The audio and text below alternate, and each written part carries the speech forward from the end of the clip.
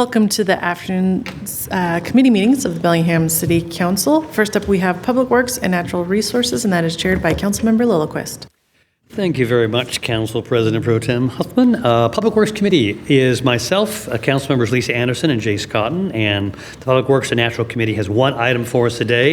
It's a contract award for Post Point Wastewater Treatment Plant Emissions Control Upgrades Project, EU 199, bid number 2B 2026.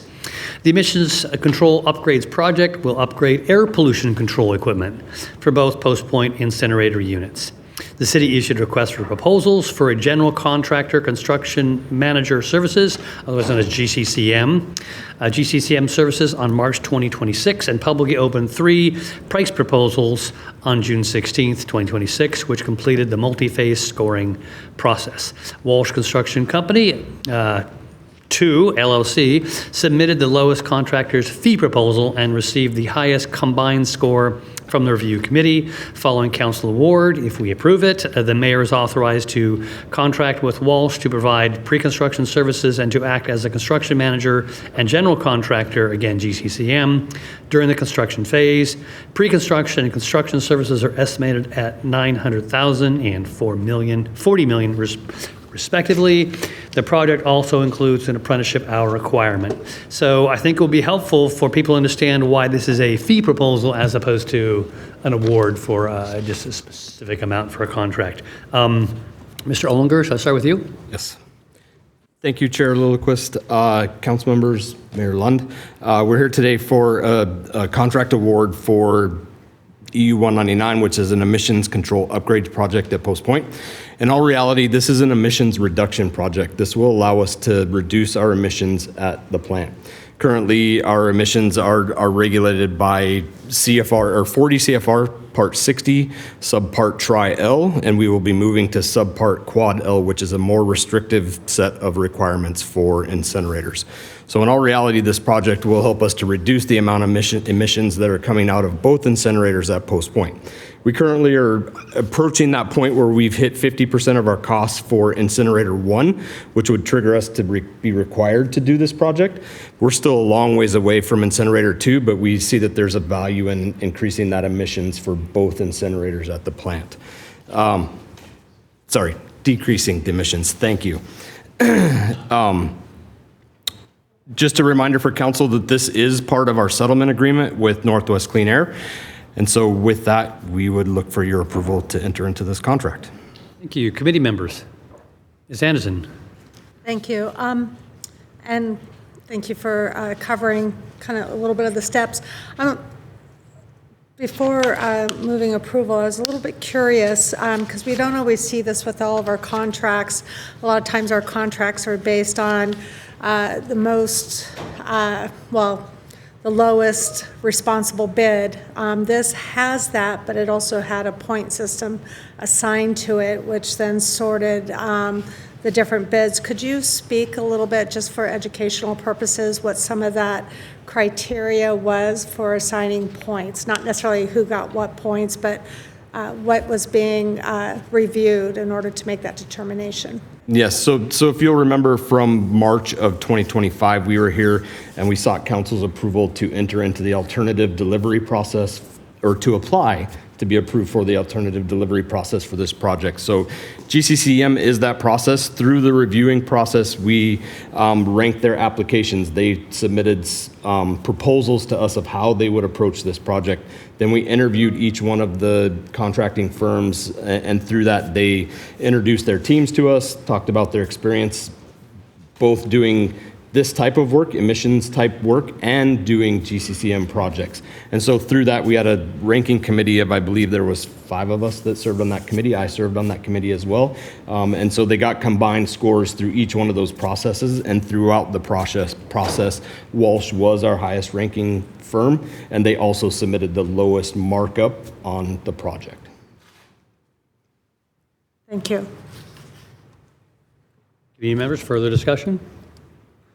I have a question first. So under the GCCM process, rather than bidding on a final project price, we select the contractor, but at some point we do come to a final price, a not to exceed number. When does that occur?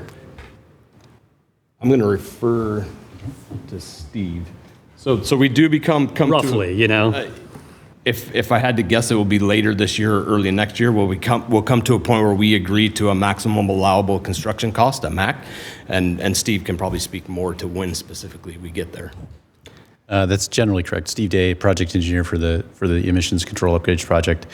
The GCCM process allows us, and this is part of what was discussed at our previous approval meeting, allows the city to bring the contractor on as a member of the design team to help understand more about the constructability process, how the project will be constructed. One of the critical elements here is that we don't want the plant to shut down inadvertently, so that planning process for how cutovers will occur is all integral to the GCCM process. Through each step of our design at our 30 and our 60 and our 90% milestones, the contractor will develop a cost estimate based on their knowledge of the project and of market conditions. That helps us refine the total costs a little bit more accurately than we might under a consultant-led design bid build project. The MAC will be developed, maximum anticipated construction contract will be developed in an open book format for review by the city's PM and executive staff at the 90% level. And we'll know that for certainty by definition, the maximum anticipated construction cost for the project at that time. So that's sort of my question. Right now, we have an estimated $40 million. Presumably, if it came in at, I'll make it up, $20 million, we'll all be happy and celebrate. But if it came in at $80 million or $60, we'd have a problem. I'm obviously interested in something a little bit more realistic. If we were much off from the $40 million, then what? I think in terms, we're at the same point we are now with this particular approval in that we have a class 4 estimate designed by the consultant that gives us an estimate of what it's going to cost. That estimate will be refined, and the budgeting aspect of the project will continue in our 30, 60, and 90% phases as we would under a typical project.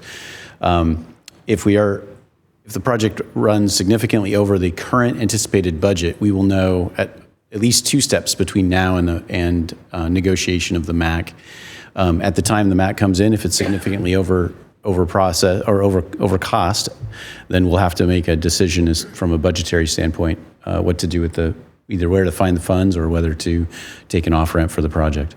So as you say, there are some off-ramps. From in terms of the council's perspective, we are authorizing the mayor to enter into this contract. She will be the one who exercises the off-ramps. I'm just wondering, when does our budgetary oversight end, and what are the tools the mayor will have to take those off-ramps? Ultimately, it would be the mayor that would exercise that off-ramp. So generally speaking, from an executive administrative perspective, we look for that 25% threshold. If projects stay within that 25%, then we tend to move forward with them.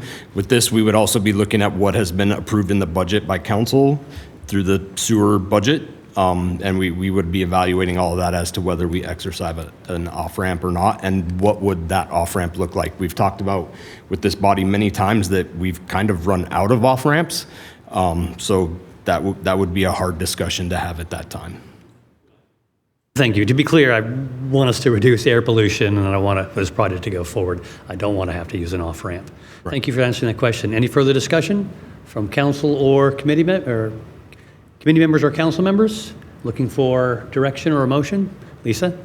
Thank you. I move to approve the mayor to contract with Walsh Construction Company 2 LLC for pre-construction and construction services for the Post Point Water Treatment Plant Emission Control Upgrade Projects EU 199. Thank you. We have a motion before us. Any further discussion? Committee members, all those in favor signify by saying aye. Aye. Aye. All those opposed? I'll bring that forward with a unanimous recommendation tonight for the full council. That was our only item. End of Public Works and Natural Resource Committee. We are adjourned, and I turn the meeting back over to President Pro Tem. Thank you, Councilmember Lillquist. Our next committee meeting is planning. That will happen at 1:45. Excuse me, 1:15.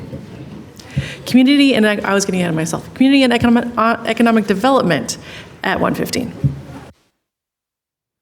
Good afternoon. I will go ahead and call to order the Community and Economic Development Committee of the Bellingham City Council for August 10th, 2026. We have one agenda item before us today. This is an ordinance regarding the 1% for Arts program, amending Bellingham Municipal Code Chapter 4.92. Some background, in 2015, the city established a 1% for the arts program codified in BMC 4.92. The program requires 1% of eligible capital improvement project costs to be allocated for artwork in the public realm. Staff is recommending several changes to the 1% for the arts code provision. The recommended code amendments reflect months of research into best practices for public art administration, as well as deliberation among department staff and leadership to ensure the 1% for the arts ordinance best achieves the intended program goals, including responsible care of the public art collection. So I will first recognize Darby Galligan. Darby, you'll have to remind me your title, but take it away. Great, thank you, Darby Galligan, Senior Planner with Planning and Community Development. Thank you for the introduction. Good afternoon, council members. Tara and I would like to recognize that arts might seem like a light topic, but it is a heavy lift for our city staff. So thank you to our colleague Taylor for all the work that she did to research best practices. We have our Arts Commission chair in the audience today, and the Arts Commission have been great advocates and lending their volunteer expertise and advocacy for support of our arts program. And then also these projects intersect with many of our colleagues in public works and parks who are carrying out a lot of the administration, and our legal and finance staff who also help us. So it's been a lot of work for some pretty simple changes that we'll run through and then hopefully answer any questions that you have. By way of background, our Percent for Arts program was established in 2015, and that set a $2 million threshold for projects that were subject to the ordinance. So what it says is that if a capital project is over $2 million, then 1% of that budget gets allocated for the incorporation of art. So back in 2015, we would maybe have one project a year that would be subject to the ordinance. But as you can imagine, with rising costs and changes in the economy, we now have about 20 projects that are in various stages of development under this program. And we also have an aging artwork collection that is exhibiting some needs. So it's just a good time as we're trying to elevate our program and the professionalism of it overall for us to assess the ordinance and how it's working. So the purpose was really to reflect some hiccups that have happened along the way and increase the clarity of when the program applies and how it's administered. I also mentioned we just want to continue to elevate the program and respond to best practices, using ArtsWA as a good model in some other communities in the region. And then just recognizing that as we have a growing collection, we want to make sure we're having the most impactful investment in the arts program as we possibly can with limited resources. So I'm going to just touch on the four main changes briefly and then open it up for questions. The first change is just to standardize terms and add some definitions. You'll notice in the original version, we talk a lot about maintenance, and this was a good learning challenge for me, is that the way that we use maintenance in our daily lives isn't the same way that it's used in the art world. So maintenance is kind of the ongoing care, and then we use conservation as when something needs to be repaired. And now we have this umbrella that we're defining, which is collections management. That includes all of those pieces, or moving artwork around, deaccessioning pieces, which has its own other process, and just adopting that terminology. That's very common in the art world. And then also wanted to define that our public art collection that we're talking about under this ordinance doesn't include the works that are administered by the Whatcom Museum, because there have been some questions about that over time. The second change, which is probably the most substantive, is to amend language to not require artwork to always be integrated into the generating capital project. That is still best practice, and that is still what the intention of the program is to look at ways. It doesn't always have to be a sculpture that's integrated into the grounds, but there's lots of different ways. And that's always going to be our first approach that we look at when we're establishing how should we apply the artwork. But there are some situations where that either isn't appropriate or it's not the best investment of the funds. There have been situations where we would have liked to combine multiple project funds and have a more high-profile project that we weren't able to do because this language was too restrictive. So by striking that language that says vicinity and says that it has to be incorporated, it gives us a little bit more flexibility in the situations where it's not ideal to do that.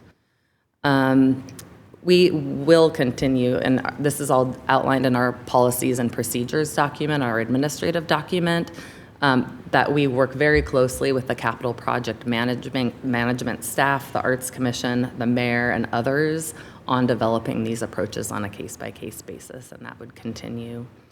The changes also set the stage to use a portion of the percent allocation towards collection, conservation, and maintenance. And as I mentioned, we do have an aging collection of over 100 pieces with at least 20 more coming down the line.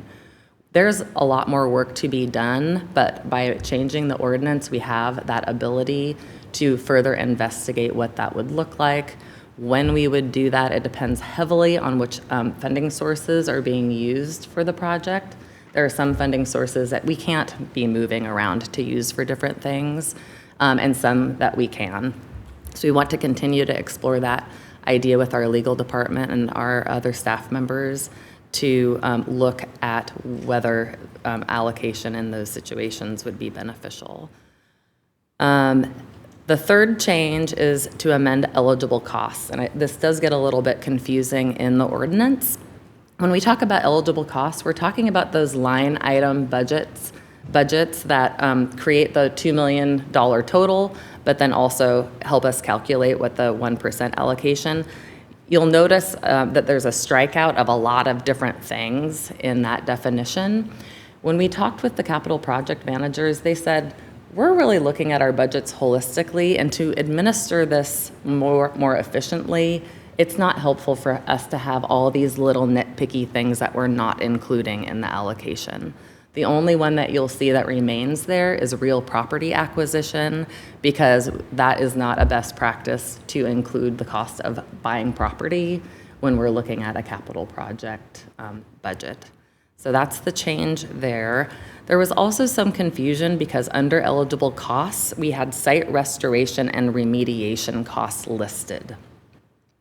When we dove back into the creation of the program and looked into the archives there, the intent was never to not have restoration projects be subject to the ordinance.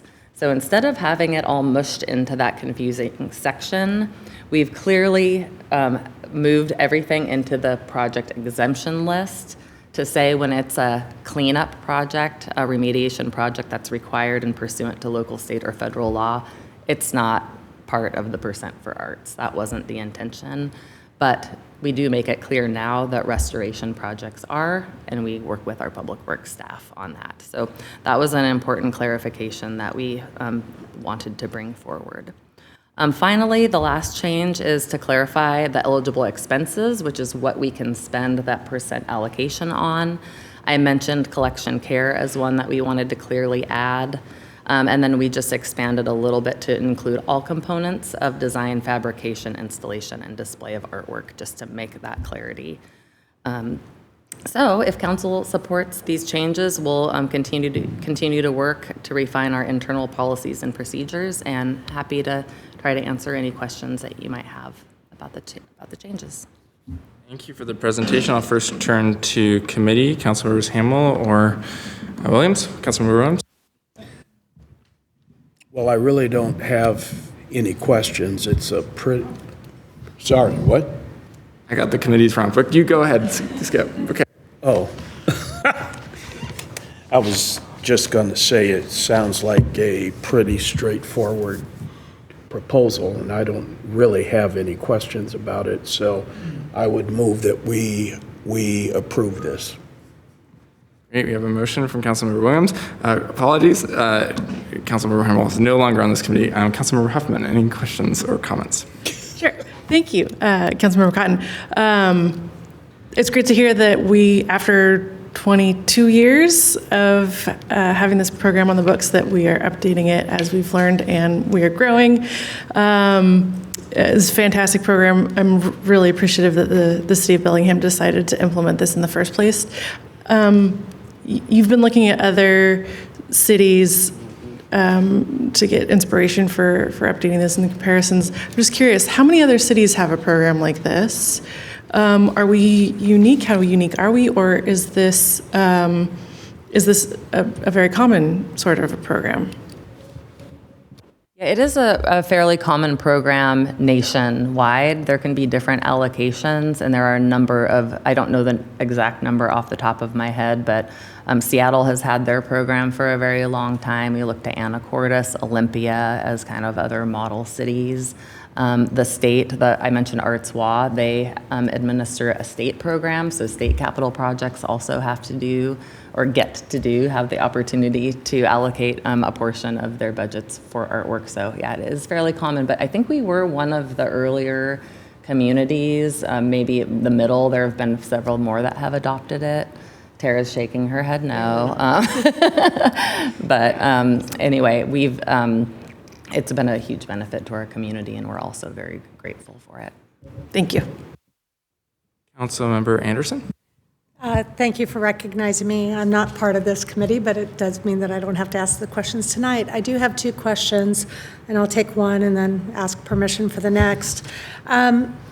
On page 40, and you mentioned the two areas that I had questions on because they are the changes, but under the definition 2.92.020, the definition artwork, it's struck out at the bottom of the line located in the vicinity of the capital improvement project. And you spoke a little bit to it as far as, sometimes it doesn't work in the location or the desire to maybe combine for a more substantial project.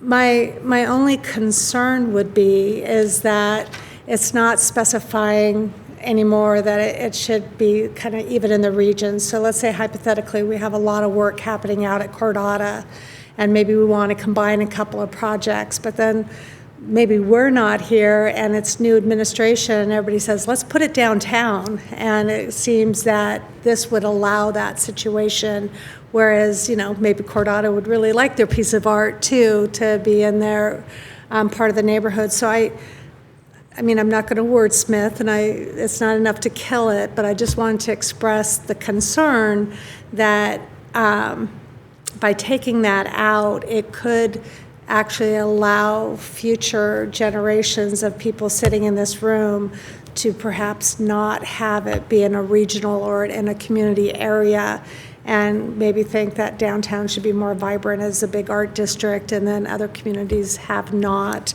Was there any weight or discussion given to the potential of that happening? Yeah, I think it is a really important consideration, and thank you for bringing that up. The reason that we haven't replaced the language with anything more specific is because that flexibility would also be needed if we wanted to move some funds into a maintenance program, like say a portion of the percent for artwork. I think it is very important for us to articulate in our operating policies and procedures, which are adopted internally, that our preference is for incorporating the project into the actual generating project wherever possible, and that is kind of the tiered approach. Second would be in the vicinity, but also having the flexibility to take a portion of those funds where that wouldn't be as clear. Would you like that? I think when we're writing code, sometimes we definitely have the intent that we're after, which is what you're speaking to, which is why we wrote it the way we did at the beginning, which is really to keep it in the vicinity. But then when we go to our legal department and they're interpreting vicinity, it gets a little more restrictive. So this could go the other way. And I would say one of the reasons why we are proposing the change is we anticipate some fairly large capital projects in our future. And we would like to maybe spread the wealth a little bit in those cases where it makes sense and where the funding sources allow us to do so. So sometimes if we were to box ourselves in that way, having the good intention, it might hurt us by spreading that into parts of our city that don't have very much heart. I think Councilmember Locust has a follow-up on that. I do have a follow-up on that. First, I have to say that when you had to look back at the archives, it's like, I was alive, you could talk to me, I remember. I flagged this exact point here.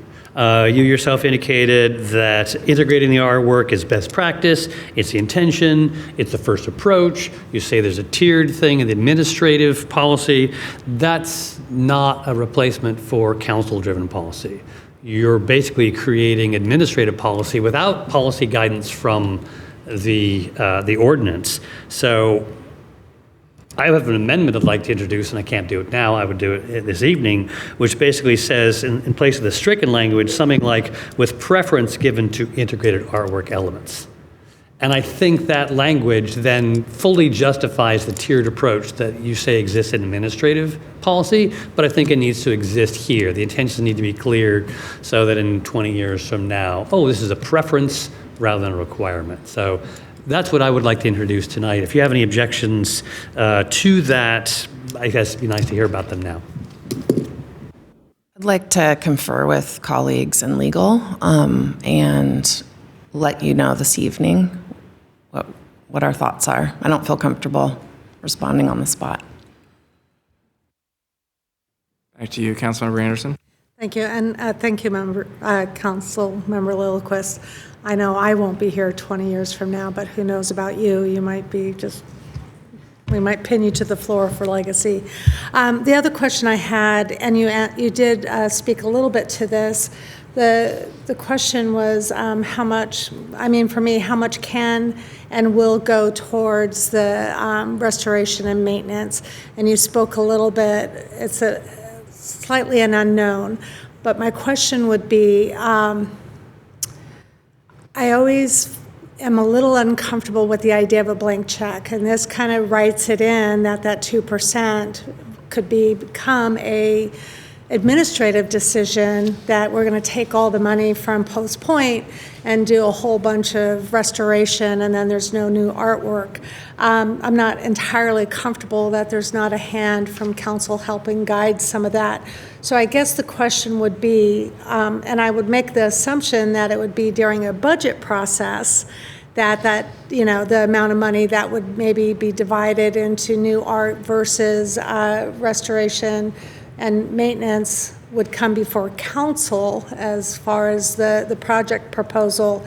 But how do you see the decision being made, how much of that 2% would go towards the restorative and maintenance?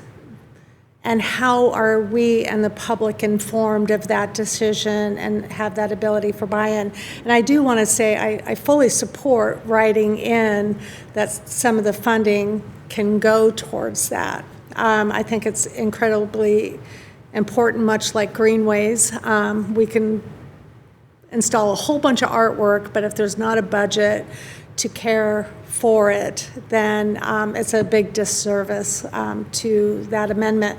I mean, those amenities. But I just want to make sure that council, being budget authority, will have a touch spot and agreement to that division. So how do you foresee that playing out? So why we don't want it written in code per se, I'm going to give you an example. We just dedicated some artwork at Storybrooke Park the other day. Lovely piece, and that commission was around I might have this slightly wrong, but around $30,000. That's a $3 million or so park. We would probably really push to keep all those dollars in that project because that's not a very large budget for artwork. But let's say there's a pump station that's $20 million. That's a $200,000 piece of potential artwork. And I'd like to work with our team and what we do is we make recommendations to the Arts Commission, who then makes that recommendation back to the mayor. And we use our best judgment. Right now, there is no money other than general fund available to care for our collection. And so I would want to work with our teams, with our staff teams and Arts Commission and the mayor to say, let's put some more than 10% of that budget into the care of the collection. And then also keeping an eye on if that fund balance is growing, which would be in the budget, by the way, every year. I don't know that you would see a line item the way our budgets work. If it got to be too large, I think we would reevaluate it at that time. But know that every dollar would be for caring for the collection. I think care of the collection is as important as buying new artwork. So I just caution us to write a code for percentages like that. And that's just one example of why I would refrain from doing that. Okay, I'll go to Councilmember Williams. So I've just got a question, and I think you hit it on the head, but if it's part of the budget, ultimately it would come before us for passage before the final budget, correct? Well, we're working on how to do this internally. We would be transferring funds from a department like Public Works to the Planning and Community Development Department, so it would be a transfer of funds. And I suspect maybe budget would need to answer that question for you. I would think that would show up in the kind of year-end type of process, yeah. Okay. And one more question from Councilmember Anderson. A little bit to Councilmember Williams and back. The heart of my question is that, let's say 400,000 is the percentage. At no point does council actually have a say that you decide not to spend 360,000 on an art piece. You might decide to spend 40,000 and move the 360,000 to maintenance. At no point, from what I'm gathering, does council have a say in that decision. It may actually show up as a line item in a budget for maintenance, but we're not necessarily being informed how that money got in there and what projects that was taken from. Would I be correct in that assumption? Or again, my original question, at what point is council, or is the intention to inform us directly of deciding what percentage? And I don't want to set like 50% could go to maintenance. I don't want to hem anybody in because I think there's an assessment that needs to be done. How much money do we need? But the question was, will council have a say in, yes, we agree that let's take this money from this particular art piece, or no, we think we should focus more on art, a little less of the money going to maintenance. So it doesn't sound like council will have a say. It'll be more programmatic and administrative, making that determination. Am I correct? Correct. Okay. Thanks for these questions and discussion. And I'll just say, I think creating the flexibility to maximize the public benefit and the maintenance of our existing community assets makes a lot of sense to me. And I think just to flag for this evening, at this point, I'm probably not supportive of the potential motion you mentioned, Councilmember Lillquist, simply because I don't think the worst case scenario seems likely or justifies tying our hands. That, as much as I think our oversight is helpful, I think really administering this program is an administrative, the domain of the administration, and I would want to just make sure that the challenges we've had really maximizing the value of this program because of our some of the language in the original ordinance that, we just don't repeat those mistakes. Because this is a great program and we should make sure that we ensure we have the flexibility to maximize its continued value. So thank you for the presentation. We have a motion. All in favor of recommending approval of the ordinance, please say aye. Aye. Aye. I will bring forward that recommendation this evening. That was our only agenda item for committee. Back to you, President Pro Tem Huffman. Thank you, Councilmember Cotton. Our next committee meeting will be planning at 1:45. All right, we'll go ahead and get started with this afternoon's Planning Committee meeting, chaired by myself, joined by Council Members Anderson and Lillquist. We have 2 agenda items today. First up is Agenda Bill 25011, a presentation on the proposed rental inspector audit and qualification process. City staff have developed a process and requirements to be an approved rental inspector for the rental registration and safety inspection program, as well as an audit program for both city and private inspectors. These steps will ensure that all inspectors performing inspections for the program are applying standards consistently and thoroughly. Staff will present an overview of these new program elements. And first, I will turn to Director Lyon. Good afternoon, and thank you very much. Appreciate the opportunity to be in front of you all today. I also have with me Julia Burns, who is our specialist and oversees the program. Just as a reminder for the council and for the general public, you authorized a couple positions 2 years ago in 2024. Julia's position was one of those positions that gave us the opportunity to look at the rental registration program and to make some refinements and process improvements overall. And so this is kind of this part of the suite of that effort. So Julia's going to go through one of the things that Councilmember Lillquist had asked for is really that audit program, given the fact that the state law and our local codes require us to allow for both city-led inspections and privately held inspections, and trying our efforts to try to make sure that those are consistent with the efforts and the qualities that our community expects. So Julia's going to walk us through those, and we'll get some feedback from you all, and then we'll move into the second item a little bit later. So I'll turn it over to Julia.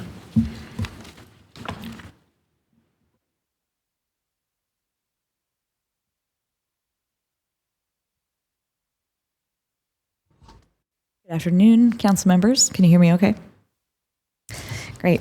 So as Mr. Lyon was mentioning, I'm just going to go over the rental audit process as proposed. So a little bit of background. He did mention that state law requires that we allow both third-party inspectors as well as city-employed inspectors to perform inspections for the rental safety inspection program. As a result of that, so in the past, up until the beginning of this year, we had only required that inspectors, private inspectors, submit their declaration of inspection, which is a declaration attesting that they have done an inspection in person and they have determined that their rental meets the rental safety standards as required by the checklist.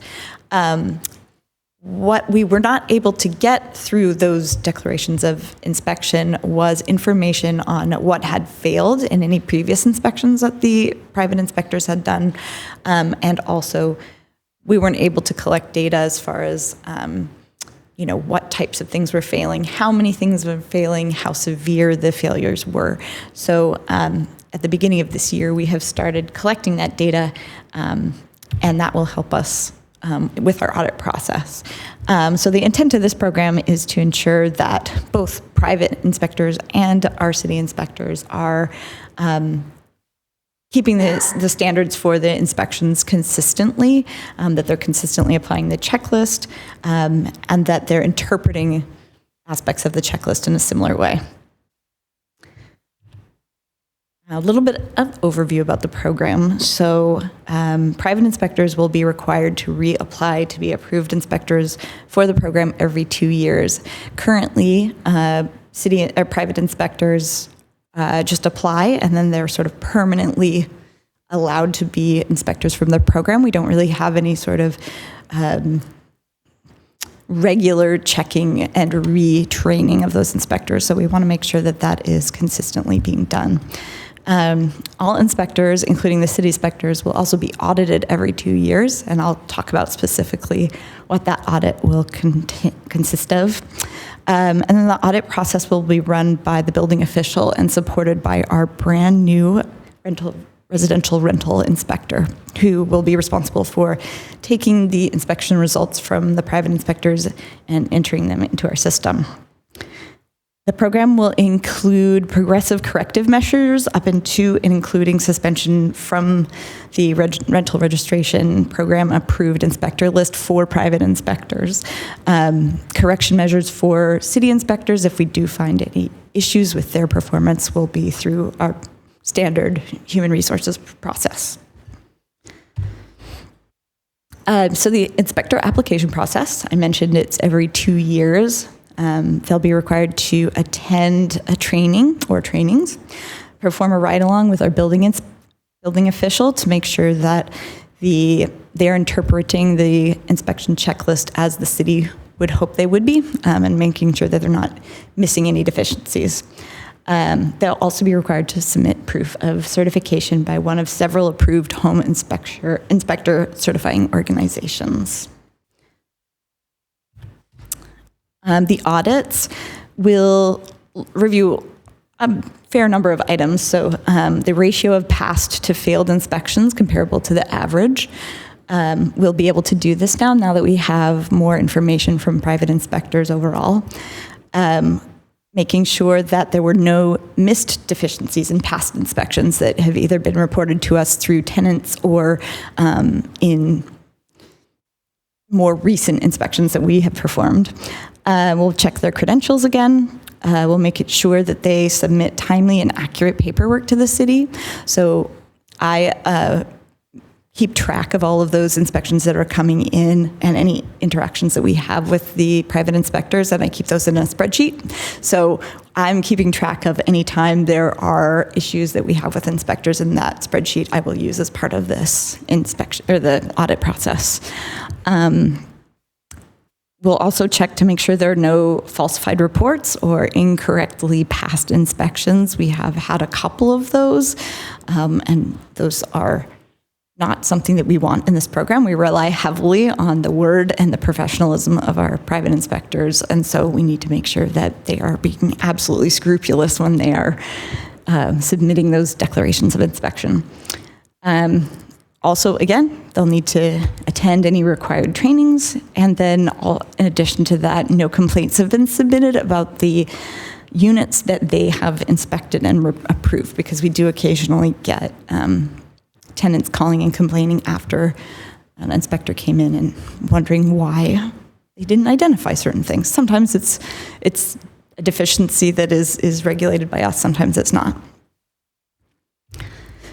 So I mentioned escalating corrective actions.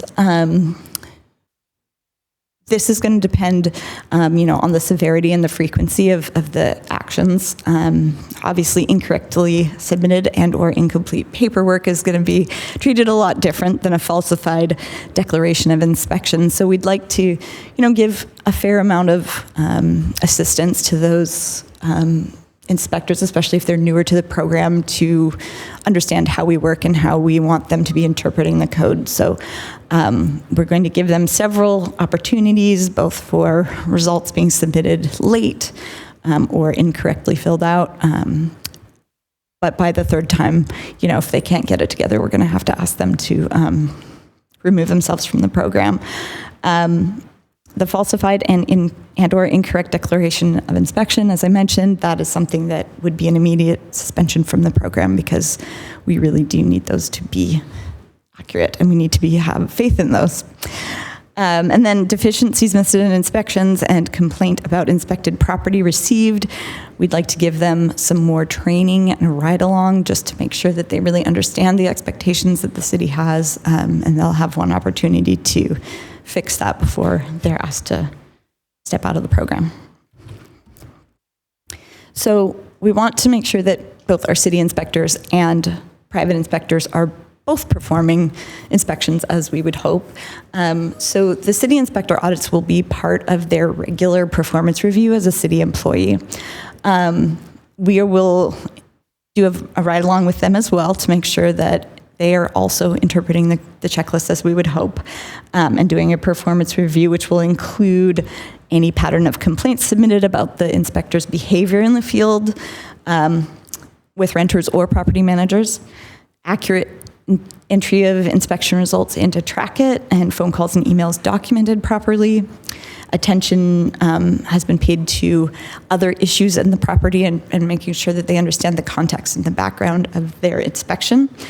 Again, we want to make sure they're attending any trainings that are required, that they have valid credentials, that they have corrected any issues that we have identified in past audits, and making sure that they're applying the checklist standards as we would hope they would.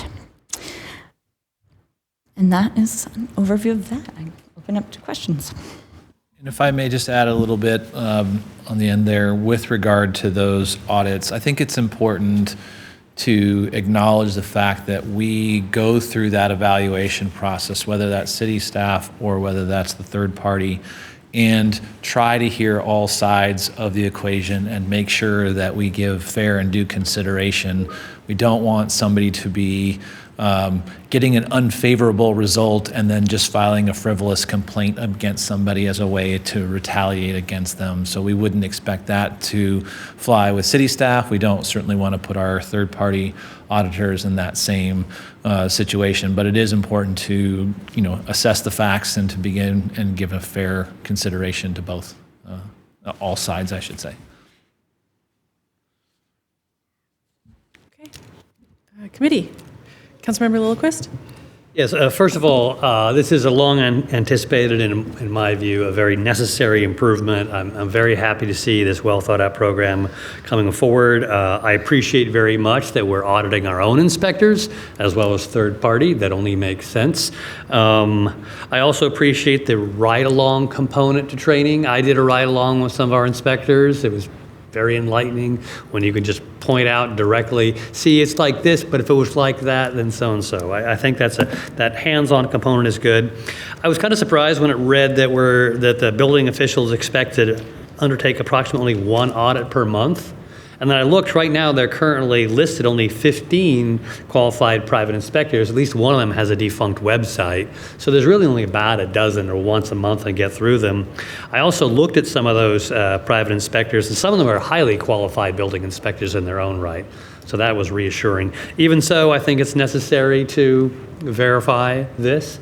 I still would like to check that a highly qualified professional really is still a highly qualified professional.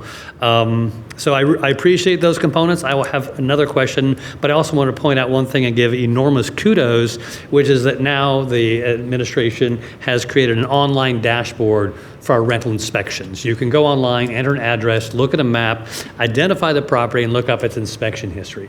Right now, that inspection history is kind of shallow, but that's exactly what you said, Ms. Burns, will be added to. In future years, that dashboard will be more and more valuable. It has value at the moment, but that value will only increase in time. So those are the end of my comments at the moment. Councilmember Anderson? Thank you. My question, because I just would like a little clarification. I've learned not to make assumptions. Under the city impact and background, Councilmember Lillquist mentioned the building official will need to undertake approximately one audit per month, which should take roughly 3 hours. I'm assuming that the audit is looking at perhaps we're going to randomly audit to make sure that something that stated was in compliance, it's in compliance.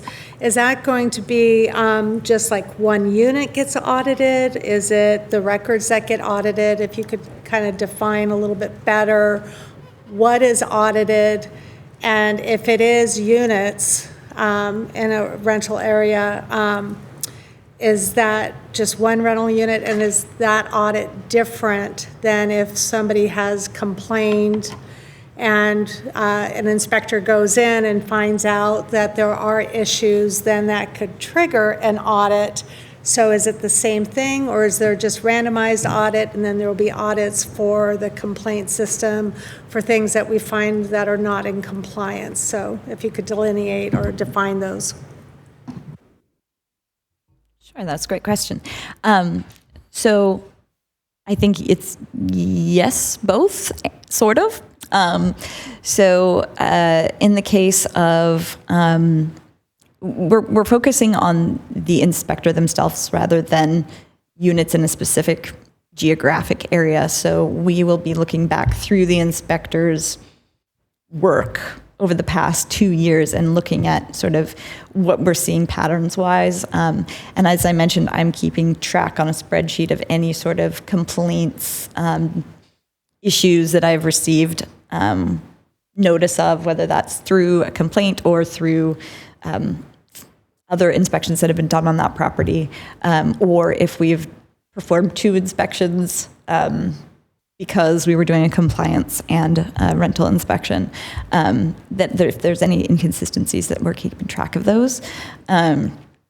So to answer your question, there will be one audit process, which is a scheduled audit process, but it doesn't mean that if there are situations that arise that we find that there's something serious like that through a compliance case, for example, that we can't look at their records again. Did I cover everything on that question? Yeah, and if I can elaborate a little bit, I just want to be clear, the audit program that we're talking about, as Julia has described, is kind of the broader assessment. In my world, that's different than an investigation. If somebody's accused of something wrongdoing, whether that be staff or third party, and we have to go through a due diligence process to investigate that may take longer than the 3 hours. That may be more severe in terms of the response.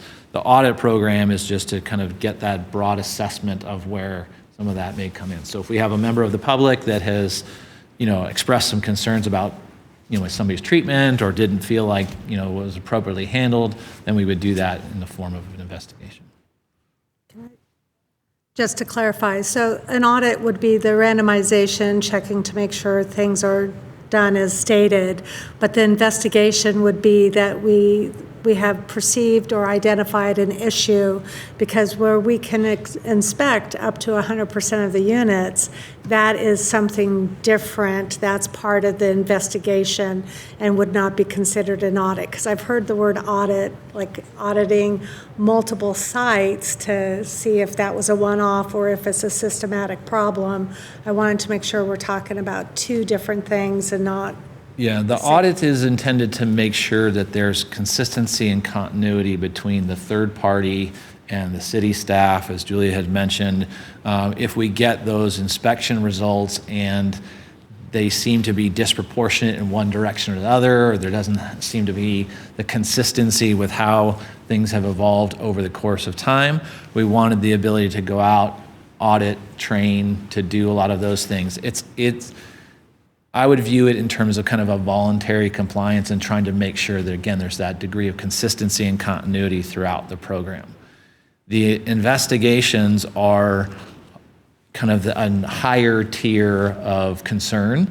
You may be that a member of the public has expressed displeasure with a particular set of circumstances, and then we go through, if it's a city staff personnel, we'll go through it, our evaluation, our progressive discipline, if it's appropriate. We work with HR and the representation for the employee, and there's a very specific process that we'll go through in that respect.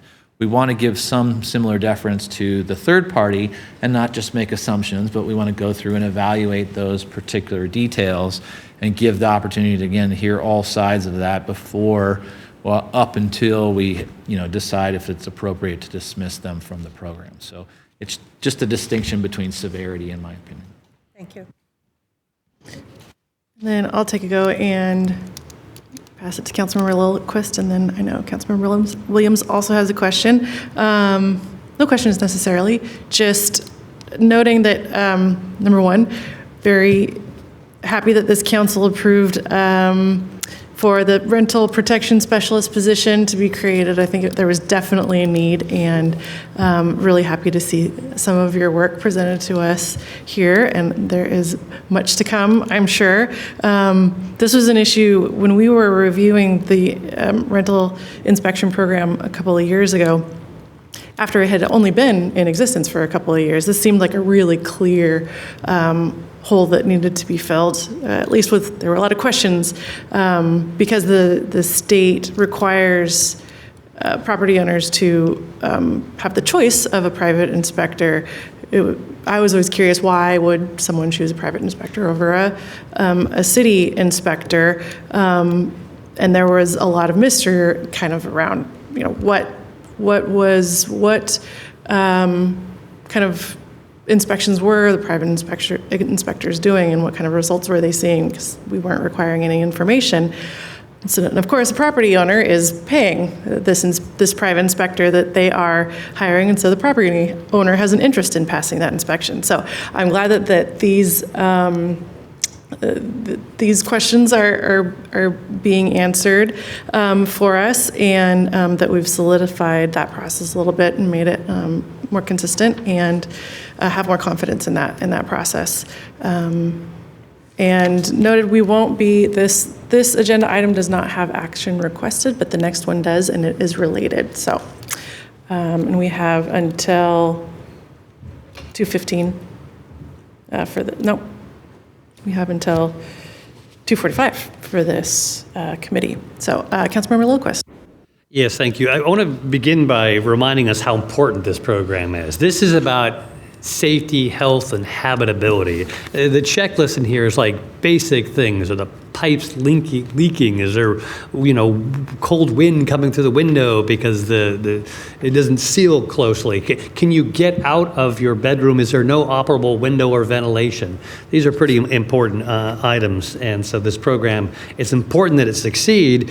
And the general theme, I would say, is that we need to gather the data necessary to evaluate and improve the effectiveness of the program, because so much is at stake. So with that in mind, I want to ask about 3 sources of information and hopefully 3 reports or information that could come back to the City Council.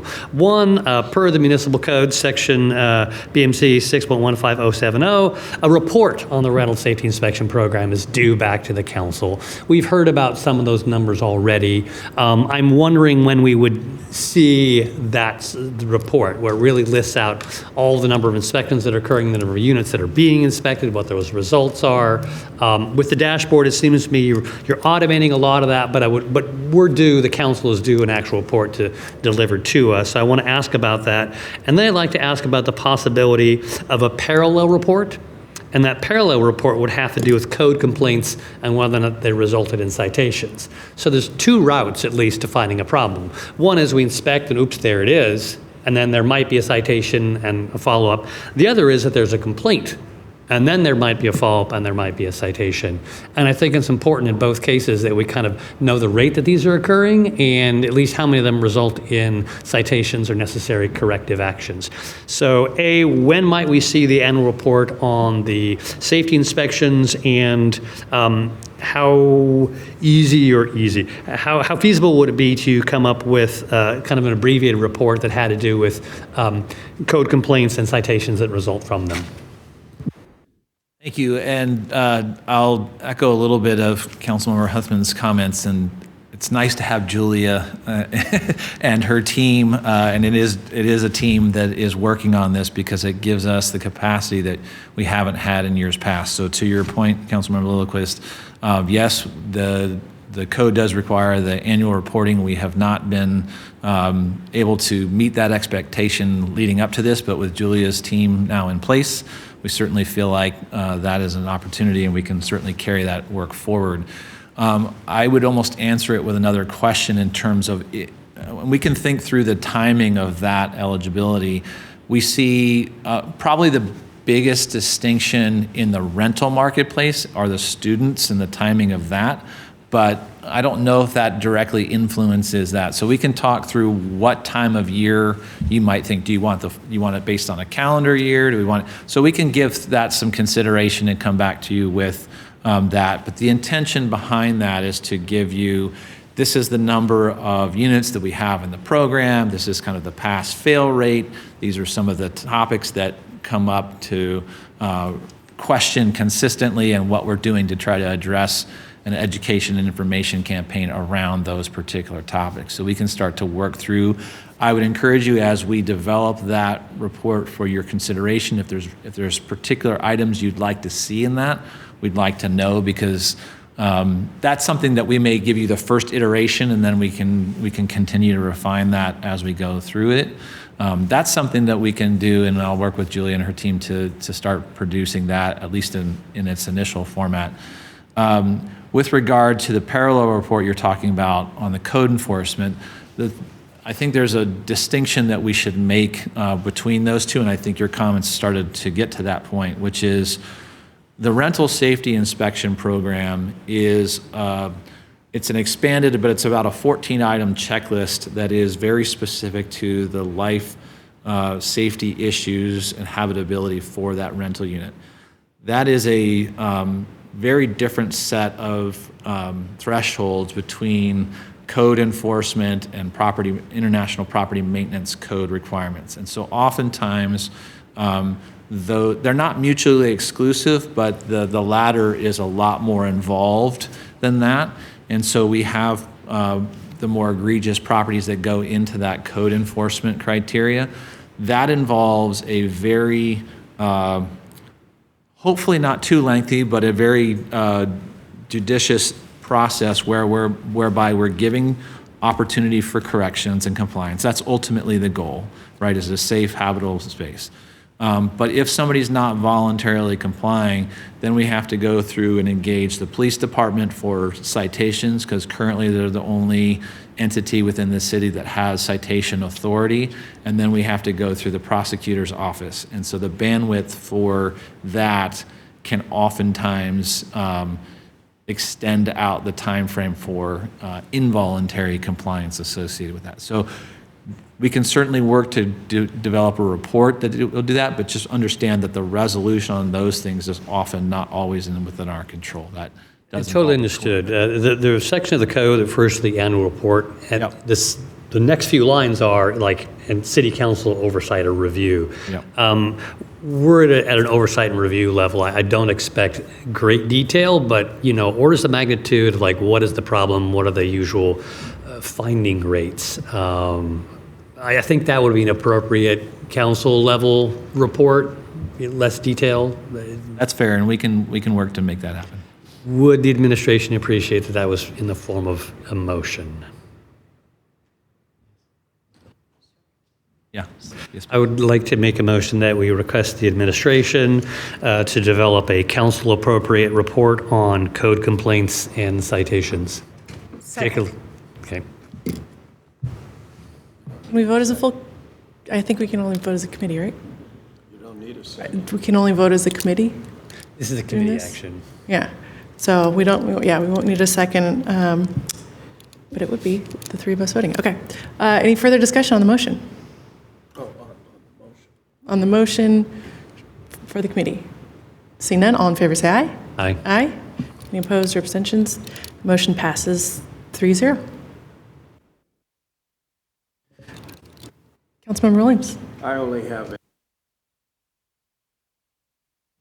My only question is, I was looking at the chart on page 48 about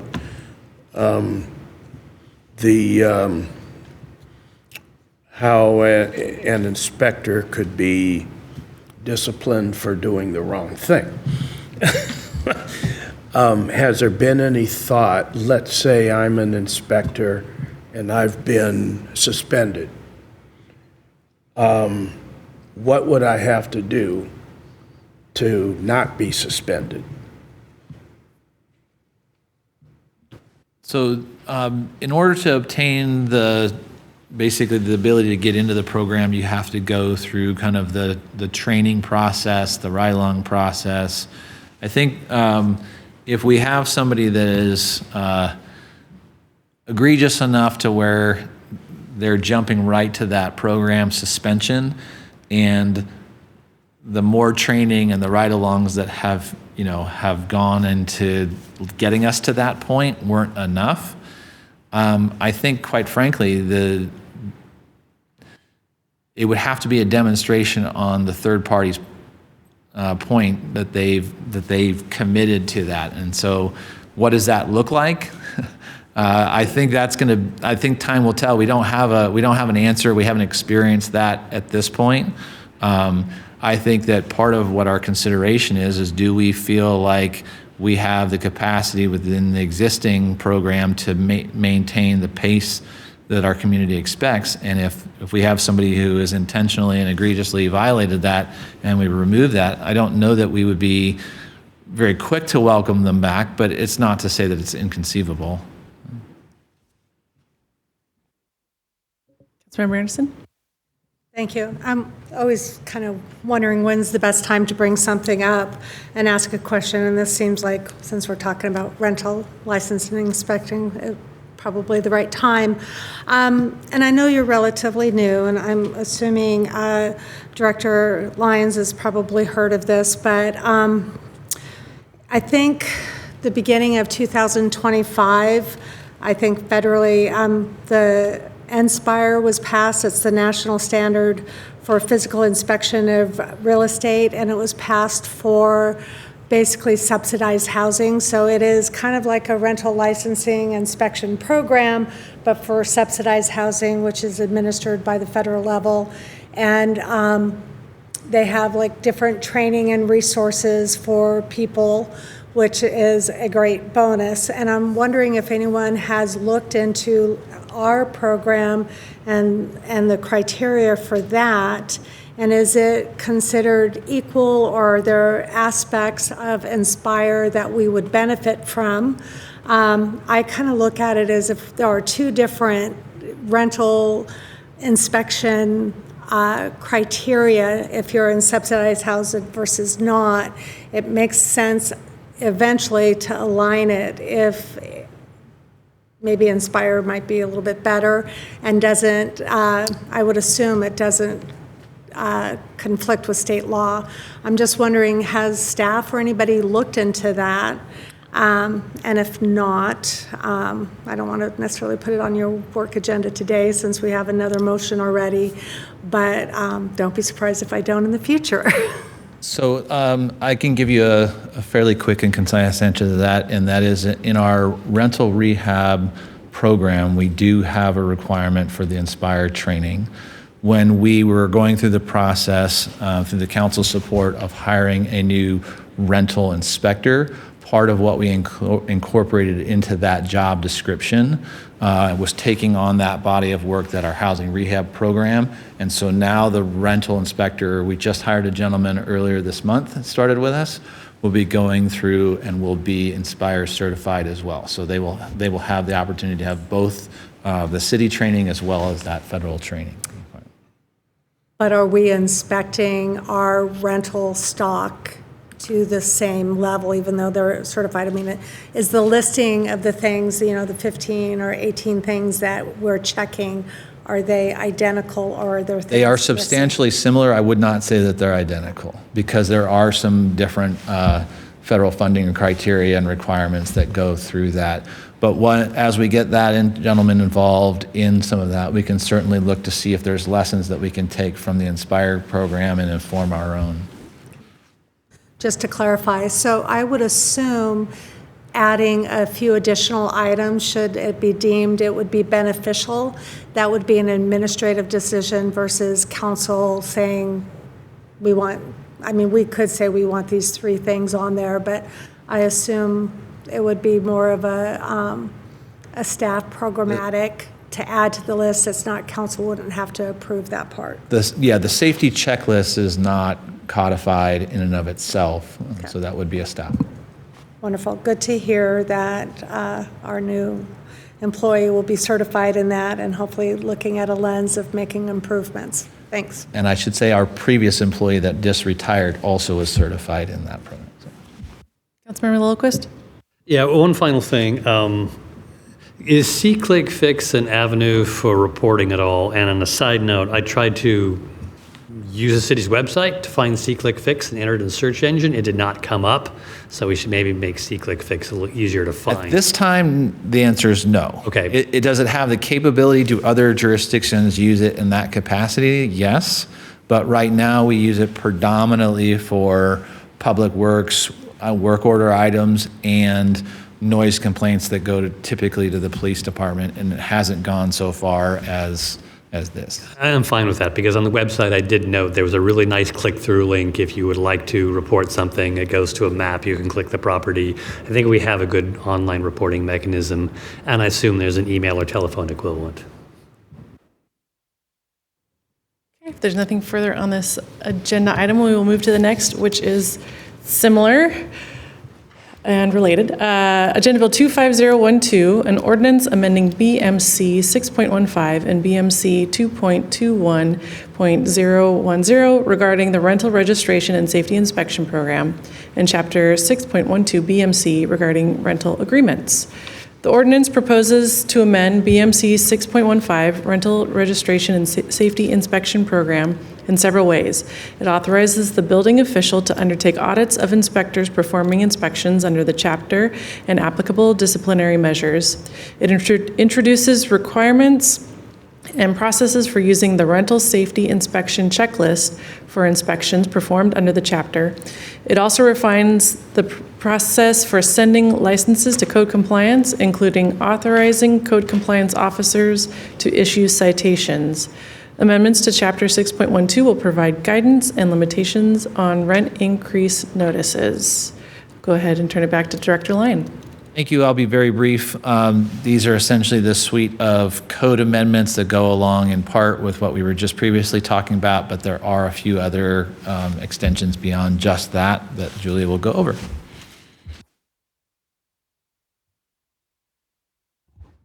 Good afternoon again. So the background on this is, as we have been implementing the program, both me and staff prior to me, we've identified a handful of ways that we can make the program a little bit more streamlined, standardized, and clarify some things, as well as having some input through council that, on changes that council would like to see. So the intent of this is to make some fairly substantial changes to Title VI. To further refine our inspection and compliance process, and to clarify the 120-day rent increase notice. The key changes that we're going to make, the audit process that we just discussed. Oh, pardon me. I should be advancing these slides here.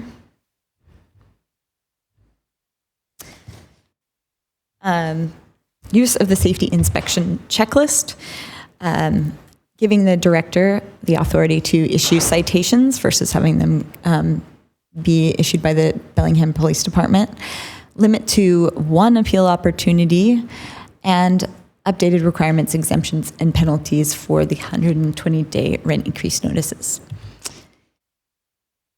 So I've gone over the audit process in fairly great detail, but just to review, all residential rental inspectors, both city and private, will need to do performance reviews, ride-alongs, have their credentials checked for current status, an inspection, a history review of their inspections, and comparing their approval and failure statistics to the average. The safety inspection checklist is a checklist that the director adopts to ensure that all rentals are meeting a certain level of safety, and they must be used for all rental inspections. The code, we've been using the rental checklist now for over a year, but we haven't put that in the code. So we wanted to make sure that it was clear that that was required and how inspectors need to be using and submitting that checklist. So the code will now state that they need to be used for all inspections under the program. The results must be submitted via the checklist so we can see specifically what deficiencies have been identified. All checklist items must be up to standards for the inspection to pass. So for private inspectors, if they identify just one thing on that list, then that is a failed inspection, and it makes it very clear for third-party inspectors to understand what is a passed inspection and what is a failed inspection. It leaves a lot less gray area than it has possibly in the past. And inspectors are responsible for submitting both failed inspection results and declarations of inspection. So I talked about this a little bit before, but It means that we'll both have the information on what failed, how many inspections they performed, and how serious the issues were before they were able to issue the declaration of inspection. It also gives us information on how long it took between the first inspection and the final declaration of inspection, which I think is helpful information to have. Issuing citations, so as Director Lyon mentioned, currently we need to start the code compliance program process within our department, and then we send those licenses to the police department to issue the citations, and then those citations go to the municipal court and then to the prosecutor's office. So it's a fairly lengthy process with different transitions from department to department. So we'd like to just simplify that a little bit by bringing the citation authority into our department, where we can choose to put our own staff time into it rather than relying more on the Bellingham Police Department to make time for us. The way that the code is structured now, we do have to verify every time we issue a citation that the infraction is still happening. So it does take quite a bit of staff time. So we want to make sure that we have control over that use of staff time. Appeals. So currently, right now, under the rental registration program, we allow for an appeal of an inspection result. So if a landlord doesn't agree with something that was found, they can appeal that. And then at the end of the process, they can also appeal any determinations that the city has made that are the final determination. So a pass, a fail, a revoke, a suspension, they can appeal that as well. The challenge with that is that every time we offer an appeal opportunity, we also have to offer a 14-day appeal period, which significantly lengthens our time to compliance, and it means that the tenants may need to be waiting longer to have deficiencies repaired if there is in fact a deficiency that's valid. So it's pretty standard to just have one appeal for a process like this, and so we think it makes sense to just have one appeal. State law requires that we allow landlords and owners to appeal the findings of an inspection. So we need to keep that particular appeal on the books because we're required to, but the final appeal of our revocation or our suspension, we are going to remove from our rental registration program.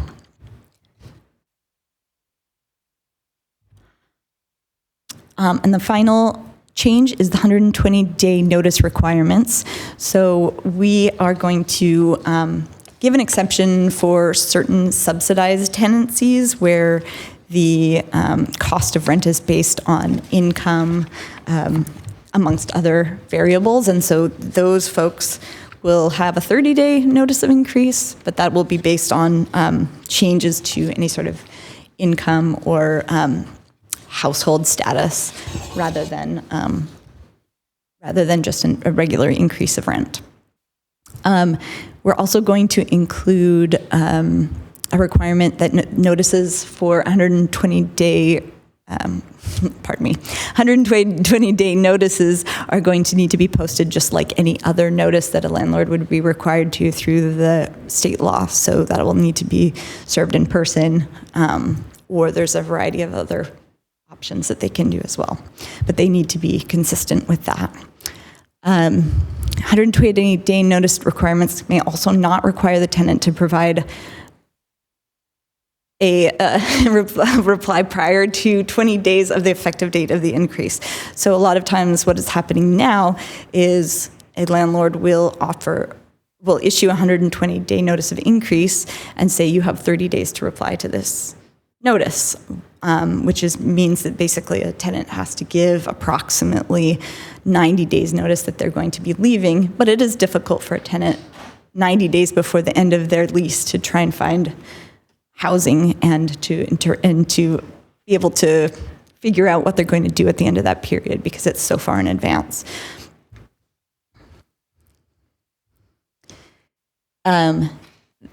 It also is aligning with RCWs in that the tenant must reply no later than 20 days prior to the date of increase.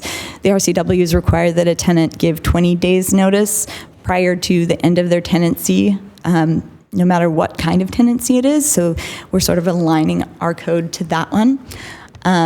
We also want to make it clear that a landlord, just because they offer a 120-day notice of increase, it doesn't mean that they also don't need to issue advance written notice for termination of a tenancy. So if they issue a 120-day notice and the tenant comes back and says, we're going to be leaving, they still do need to issue a notice to terminate that tenancy. Notices that are not delivered in compliance with the chapter are null and void. So if a tenant receives a notice of increase that does not meet the standards that we've laid out, it's no longer relevant. They don't have to worry about it. And the landlord can only reissue notices if they are in compliance with the chapter. So there's nothing saying that they can't reissue a notice, but it does need to be 120 days in advance, and it does need to be served in the way that it's required in the RCWs. And I think that the final piece there, and I think this is something just to mention to council, in the language that council had suggested, there was a suggestion that if a notice was issued in error, that a tenant would be allowed to continue the tenancy on a month-to-month basis, and then the landlord could reissue that 120-day notice. I would encourage council to consider just saying that if the landlord issues the notice in error and there's no time to reissue that notice in a way that's in compliance with the chapter, that the landlord needs to wait until the beginning of the next rental term to issue another notice of increase. Because once a tenancy changes from a month-to-month tenancy from a periodic tenancy, that tenancy can only be ended by the landlord for specific certain reasons that are generally related to either the tenant not paying or violating the lease in some way. So it does mean that the landlord has a lot less control over how they choose to end a tenancy. So it might be something to consider, just saying, okay, if you miss it at the end of this lease, you're just going to have to wait till the next time. So I put that up to council just to consider both of those options and implications. Okay, thank you. Committee. Councilmember Lillquist. Can we go back to that last point, because I want to make sure I understand it. You say as drafted, what happens if a landlord fails to follow the rules, doesn't properly notice, that the tenancy converts to a month-to-month. I don't, where in here does it say it converts to month-to-month? Because I'm looking at it right now and I don't see that. We took that out. We had gotten that suggestion, but we changed it to the current language that you see there. Okay. Understood. Yeah, I understand why you took it out. It might be nice for the tenant if it converted to month-to-month, but it really is a conversion under the terms, and this is supposed to be about whether you notice properly. It's not supposed to be a way to accidentally convert the tenancy terms. So I see why that was removed. I can argue it kind of both ways on this, but that wasn't the intent. Councilmember Anderson? Thank you. Yeah, I looked at that, and I'm comfortable with what is in there and not necessarily the other two options. And I guess I'd want to know more your perception of, quoting on page 72, it may be considered quite a risk for some landlords. Like that's kind of a very broad statement. My concern is always those, and we've discovered this with them, they're giving the 120-day notice, but they give you 30 days to notify. So I always look at what could possibly be bypassed. Converting to month does give some protection to the tenant, because my concern is if it doesn't automatically convert, are they bypassing proper notice to vacate and, there's not a just cause eviction. So would this not converting to month bypass that process, which if it wasn't a just cause eviction, they're bypassing having to do relocation fees and such. So like if I improperly don't notice, and then somehow the lease is allowed to just kind of lapse, that puts, I think, the tenant, if there's not proper re-notification, now I don't have a lease, what happens? If it's not converting automatically to month, I no longer have a valid lease. Where does that open up a pathway that could then go against the renter? It's just, to me, I'm more comfortable that it converts to some type of continuation of the lease and having some level of predictability for the renter to know what this means. Because to me, if the landlord's doing their job and they're giving the proper notification and there's proper timing to be able to renew the lease, then all is fair on the playing table. If the landlord messes up, I could see if there's no automatic conversion, whether it's 30 days or we enact, they get 4 months, start over. I'm not comfortable that technically the lease could expire and there's nothing there for the tenant, if that makes sense. Can I restate that question just to make sure I understand what you're saying? More of a concern. I mean, I'm more comfortable having something on the books that defines what happens if a lease expires because the landlord did not do their job correctly, versus having no lease in a wiggle room. I think if I understand you correctly, there's sort of two different things happening. So a landlord needs to notice to end a lease, to terminate a lease, but a landlord also needs to notice to increase rent. So the termination of the lease, this won't affect that in any way. That will just basically, will continue as it was, and the landlord will do what they will, no matter what this says. With the 120-day notice of rent increase, however, if the landlord does not deliver that increase within 120 days of the end of the tenancy, then they just will lose their opportunity to do it until they until they can basically provide another 120 days notice prior to the end of the next rental term. So they're basically just missing their opportunity to do an increase. In here though, on page 72, it says, the first option as written in the proposed code language would allow a lease to transition from a specified term lease to a month-to-month.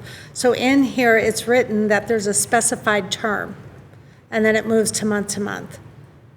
So it wasn't, to me, when it's a specified term, that means after that term, it has expired or lapsed, is how I would interpret a specified term.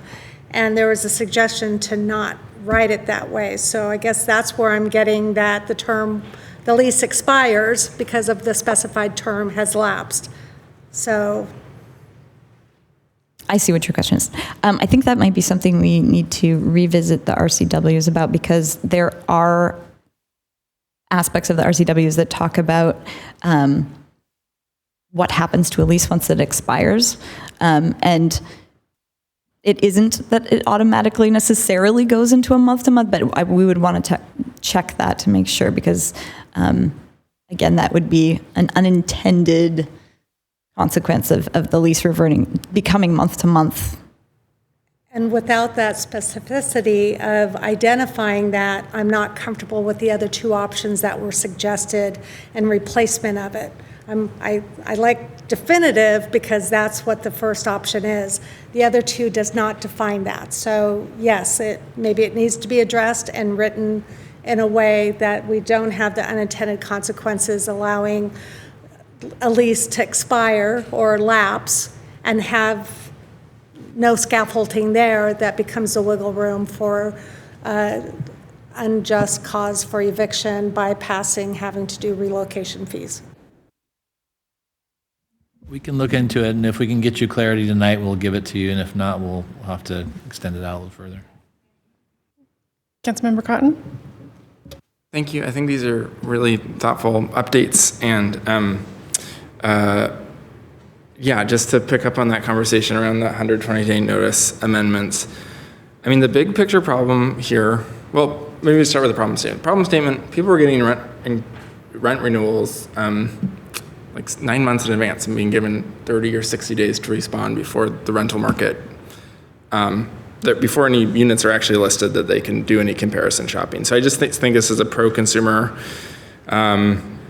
move that can help people be able to select the best option for them. And we just want to make sure we do it in a way that's reasonable and implementable for landlords, which I think brings me to my question about, there's a 60-day notice to not renew a lease, right? And so I think we would want to make sure that if someone is not renewing, the landlord has enough time to issue that notice to terminate that lease, because it does automatically roll over into month to month if no notice is issued and no new lease is signed. So instead of 20 days, I would be inclined to think about 65 days. That's what I've heard from landlords when I've talked in the past. And at least at 65 days, a tenant can comparison shop and see what else exists. And I mean, yeah, the fundamental like background and consistency here is you just have a very different set of rights as a tenant if you're month to month versus if you're in a fixed term lease, where the fixed term lease, at the end of that term, your landlord can just choose to not renew for any reason whatsoever. And I think that's a big problem. I think it's a big problem for how meaningful rent stabilization can be. It's a big problem in terms of protecting tenants against retaliation. And I think it's something that we should address, preferably at the state level, but certainly at the local level. But I certainly don't want to do anything to incentivize not renewing leases. And so I do think like a 65-day deadline to reply makes more sense to me, but I'm open to other thoughts. I'm really excited for this work group as well, by the way, and I think one of the things is we just have like now rent stabilization at the state level, rent increase notice, the relocation assistance chapter, and they all have different timelines, and aligning those I think is one opportunity for clarity for both landlords and tenants that would be appreciated by all. So anyway, this is great, but that's my 2 cents. I'll go ahead and take a go and then pass it back to Councilmember Lillquist. I was thinking along the same lines as you were, Councilmember Cotton.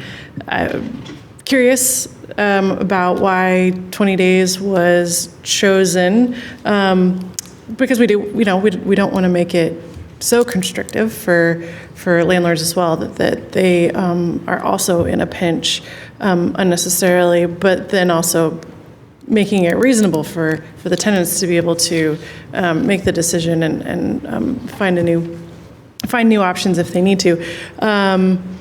I'm curious why we've chosen 20 days, and I also am cognizant that aligning days as much as possible, because there are so many confusing requirements about days, is not a bad idea. Why 20 days? State law requires that tenants give 20 days notice at the end of a tenancy. So we're trying to be consistent with state law. Councilmember Lillquist? Yeah, I want to revisit the proposed language, because I think if you read more closely, it may solve some of the confusion. If the landlord fails to properly notice, then what happens is the tenant has the right to renew the lease under the terms of the existing lease. It doesn't make the lease lapse. It doesn't convert it to month. It doesn't convert it to fixed term. It keeps the status quo. So we're not trying to regulate which way they should go. This basically says whatever the status quo is, it just keeps going. We're not regulating that. It doesn't lapse, it doesn't convert. So I think this language actually leaves it nicely alone and doesn't get us involved in it. So I prefer this language. It's not a situation of lapsing, it's a situation of continuance.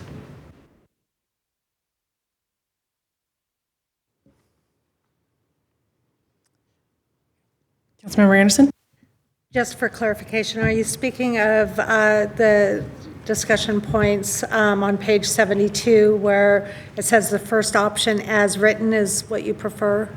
No, I prefer the option as written in the ordinance language, which is, I think, not the so-called first option. Is that correct? The so-called first option isn't before us in the ordinance. Okay. Thank you. Councilmember Anderson? So switching gears a little bit, I do have a couple of larger questions.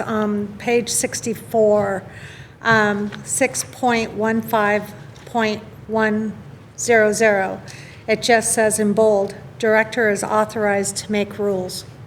I'd love to have some examples of what that means, because that's a pretty big blanket statement to put in here. That's a section that's in the current ordinance that is going unchanged. So we put the titles in so you could see the sequencing of the ordinance, but we're not proposing any changes. But that's an example of the rental checklist that we were talking about, where we may choose to add additional items on that rental checklist, but doesn't require us to come back and actually change the ordinance. So the director has the authority to make some of those administrative rule changes.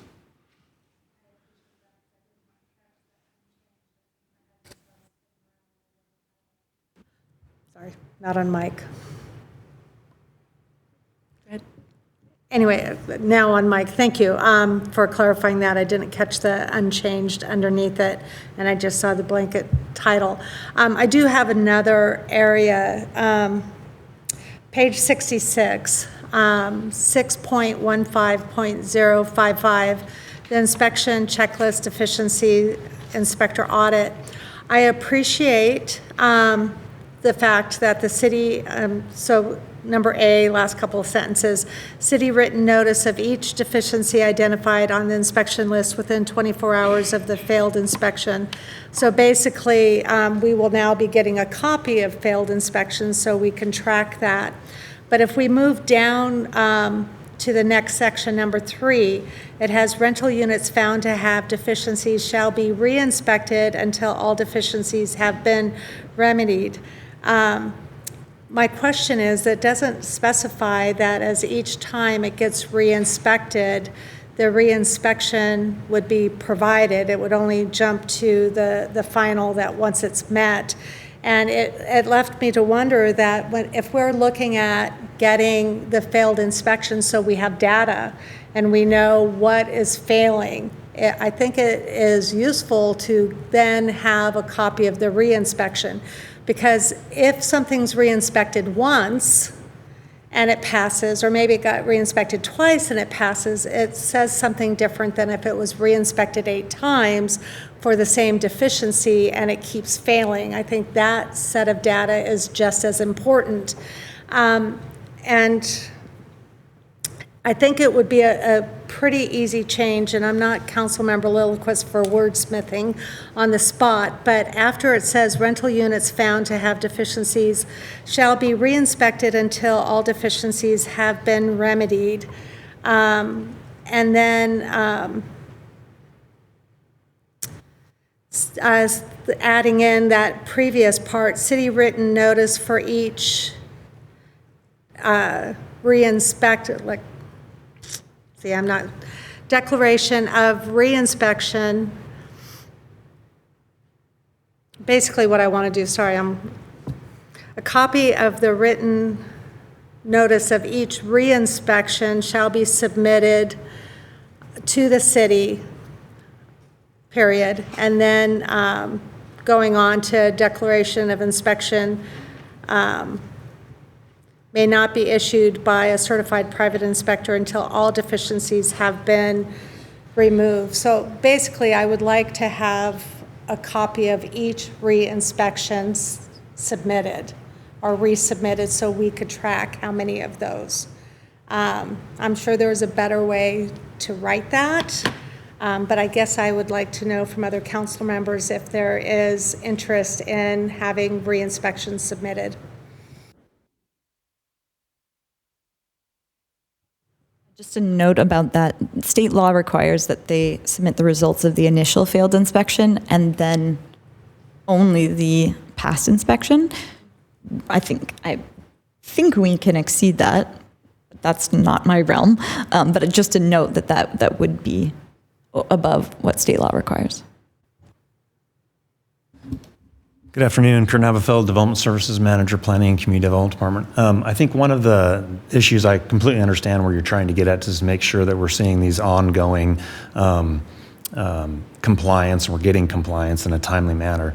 The way that our current enforcement system is set up is that the inspectors, the private inspectors, have a certain time frame in order to show compliance, or property owners have a certain time frame. It's the end of the inspection quarter that they have to prove that any deficiency that has been identified has been remedied. So in order to try and help speed up the compliance process that both council has wanted and city staff have wanted, we've instituted these new enforcement policies. So it's really happening at a pretty quick time frame, and we're really tracking that.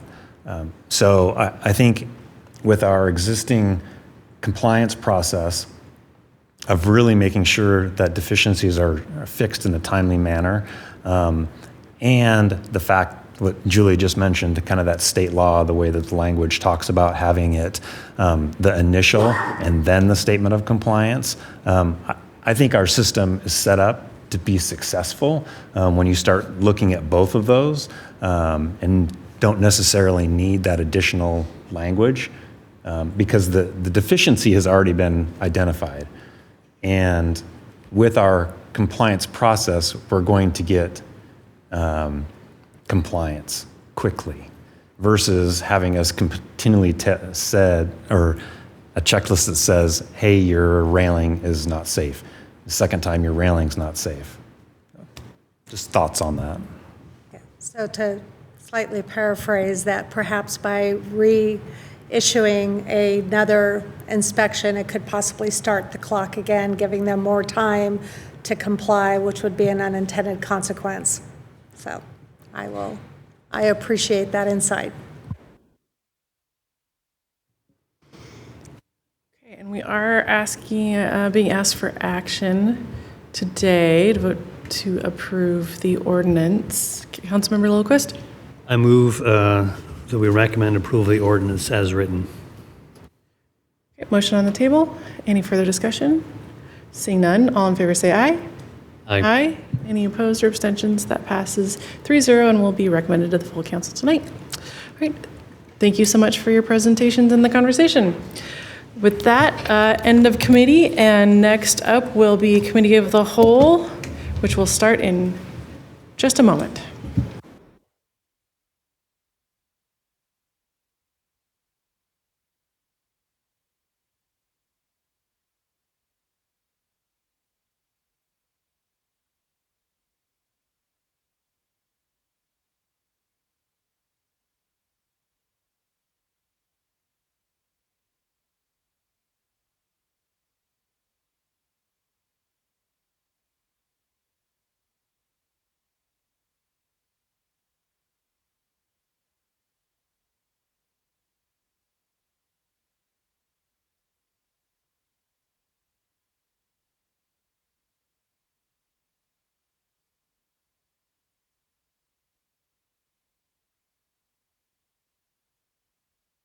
All right, welcome to Committee of the Whole. We do not have any agenda items other than old and new. Old and new? Okay, seeing none, we will end that committee and move on to executive session. Mayor.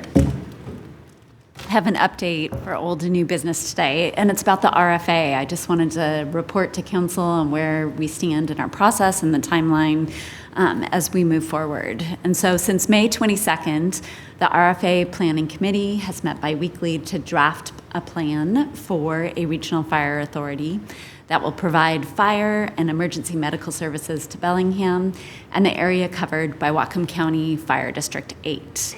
To date, the committee has agreed on a plan with chapters that currently outline the boundaries of the RFA, the financial structure, including a property tax of $1 per 1,000 of assessed property value, and a fire benefit charge based on the relative cost to provide fire protection to a building or a structure. We have a draft formula to calculate the fire benefit charge, a governance board structure for both a transitionary period of 3 years and a permanent board structure. The RFA's operational structure has been identified, and the assets to be transferred to the RFA when it is formed have all been part of the Planning Committee's work to date. We plan to bring that draft plan forward to the City Council in mid-October for a more detailed update after we do more community engagement. The RFA Planning Committee will also hold a public meeting to give an overview of the RFA's plan and conduct a required public hearing on the fire benefit charge in mid-October of this year.